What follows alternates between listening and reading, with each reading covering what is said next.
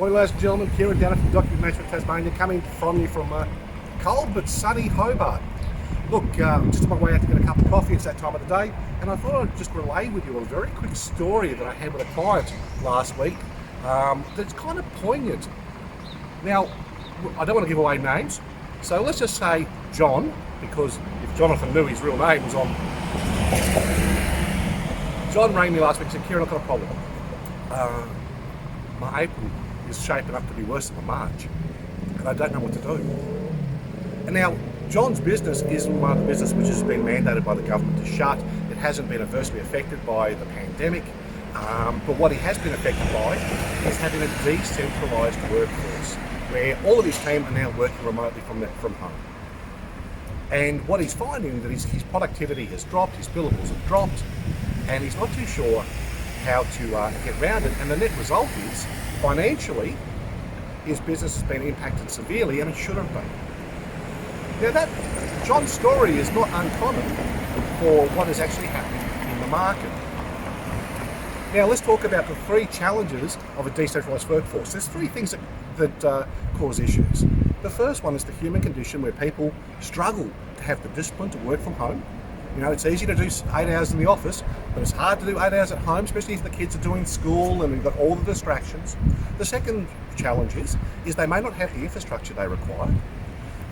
They don't have access to the information, the stuff that they normally have in your office. And the third problem is they don't have access to the information they need. And the information comes in two formats. It comes in through your filing cabinets, your hot folders, your working folders, and of course, the information that your colleagues possess, where you can just pop in around the corner and go, mate, how do I do this? And now, of course, to get around that, they're sending emails to each other. So what should take 3 minutes now takes 3 hours. All of these things, well, the net result is poor performance for the month.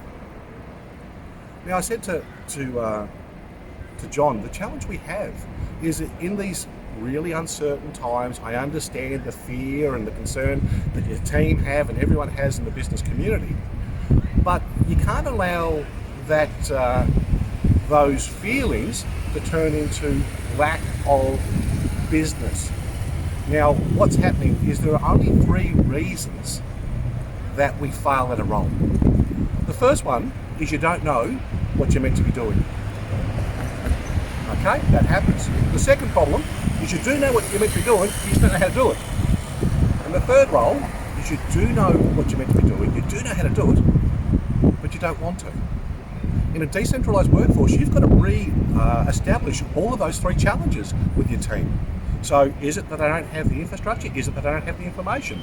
Or is it that they don't have the discipline? In uncertain times, we've got to focus in as business leaders on the things that we can control. And whilst we may not get to do all the things that we used to do, we have to get our core functions out. We have to get our core functions out of our team. And also, by going to your team and focusing on what is their core role and making them accountable for their core role, even in a decentralised workforce, it means that the results you're going to have are going to be far better than everyone putting their hands up in the air. It's a really simple thing that we talk about, because if we don't go back to the basics, we're going to have a real problem moving forward. So, John deserves a better month than that. You deserve a better month than that. If we just follow the basics, keep it simple. There's a time and a place for empathy, but notwithstanding, business goes on. Talk to you again tomorrow.